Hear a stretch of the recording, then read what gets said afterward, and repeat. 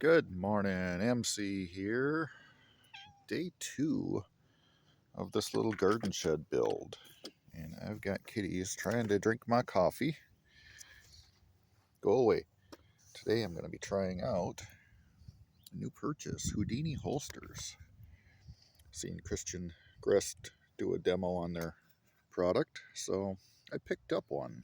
Actually two. Let me go feed these stupid kitties. Get them out of my way. I got a bunch of hungry kitties this morning. Let's go give them some food. Oh, like a pack of hungry wolves. We'll feed the porch cats. That way, hopefully, they keep their fat faces out of my coffee. Okay, porch cats are cleaning up the rest of their food. My coffee's safe for the moment. Back to the Houdini holster. So I picked this one out in the carbon fiber wrap, but they've got several different styles to choose from. And picked this out for the Glock 29. So this one's unloaded. I'll be carrying that one around unloaded all day today. I got kitty footprints on it already. Nice. Unloaded mag. So we'll wear that cross draw on my left side and see how that fits for comfort. It does snap into the holster tight. Does not shake out. I went with the medium clamping power on this. It's pretty minimalistic. That's exactly what I was looking for.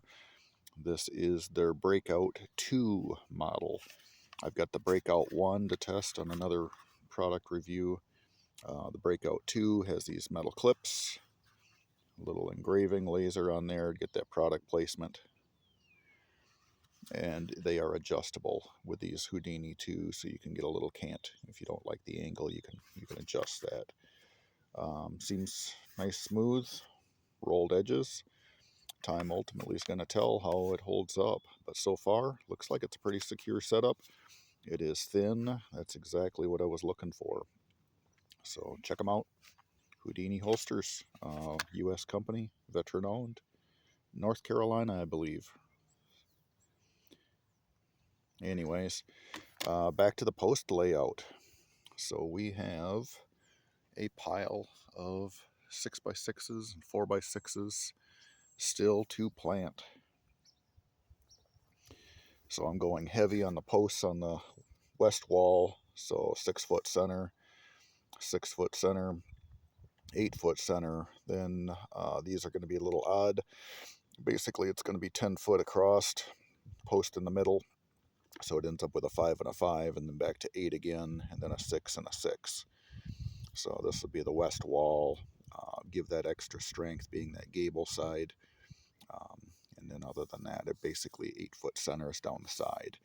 I got a little stagger in here just because I'm doing a 36-foot building. It's not doesn't really line up great doing an 8-foot center. Well, it kind of does. I've got one that's off a little bit, but I'm going to throw a service door in on this back corner and a service door in on the front corner. I'll have a regular garage door here on the front, and then I'm going to do a 12-foot wide sliding barn door here. So that sliding barn door is going to be on the south. The regular service or regular garage door is going to be over here towards the north on the east wall, and then right around the corner from that, just on the back side of that post, is going to be the service entrance. 12-foot sidewalls, so it should be pretty comfortable. Did have a little bit of clay in the front, but that's the sand I had to bring in 20 years ago when we built this place. The sand. Otherwise, everything else is a nice red clay. Only hit a couple of rocks so far, but again, we've only got 4 posts in, and we've got a lot more to go.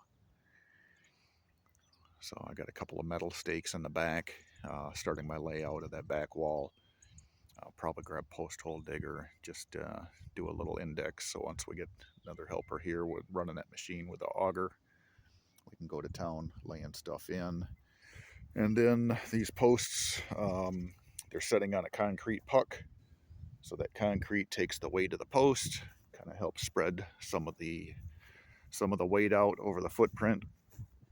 And then I've got this slag material. It's kind of a crushed concrete and who knows what else in it. But we use those on the last two barns. It locks together pretty decent. It's pretty porous. And then I've been throwing in 2 bags of ready mix mortar. So we'll set the post on the concrete puck, get that squared up to everything, get strings running along now so that we can keep all of the rest of the walls in line with our corners. And yeah, puck goes in the hole. We're 3.5 foot down with the hole. Our frost dip gets down 3 foot here. So going 3.5 feet down gives me room to throw that cement pad in, 2 bags of cement, backfill with the concrete regrind, and then we'll throw in whatever dirt's left. Get a little bit of a natural drainage ditch off to the west, a low spot here in the garden, so didn't want to go any further to the west with my building. Backfill, I'm going to end up bringing in probably a foot, maybe or so, worth of material for the garage. I've got about a foot, 1.5 foot fall. I want to be a little higher than elevation coming into the building, so that way water will shed off to the north and the south naturally, not have to worry about a flooded building. For now, it's going to be leave the sod here while we're working. Otherwise, if the weather turns, that could turn into a slimy, nasty mud pit. So this way, at least we got the grass. We're starting to cut through in a couple of spots. We'll have this all tore up by the time we're done with it. No big deal, because we'll throw the bucket back on the skid loader or the tractor. We'll drag the sod out, set the topsoil off to the side, bring in a couple of truckloads of sand. Probably before, well, I got that 12 foot wide. Yeah, we'll see how it goes. I'll probably put the corner posts in. I'll leave enough room where I can get the dump truck backed in. That's parked over there. Dump the sand in this thing so we don't have to shovel and push it around as much.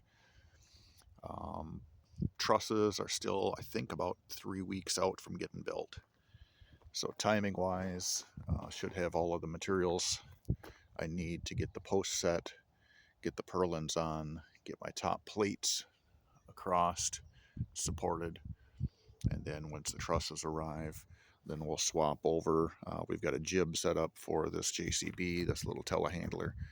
If that thing turns out to be too short, I don't think it will. We got, I think, a 11 or 12 foot reach on that.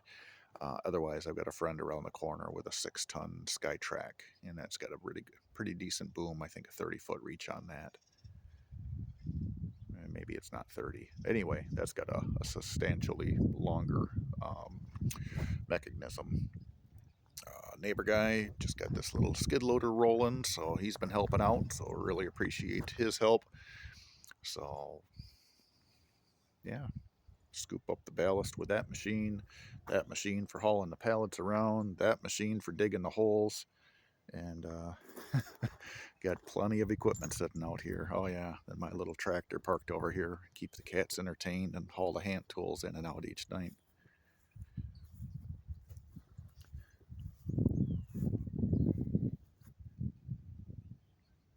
More fun ahead.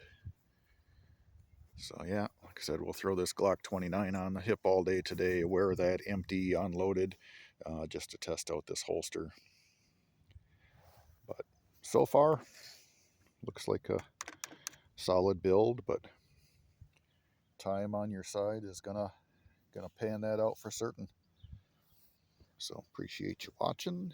Leave a comment, follow along in this garden shed build series. Watch progress. So far, November 5th, I think it is today. It's beautiful weather. Got to get started. Till next one.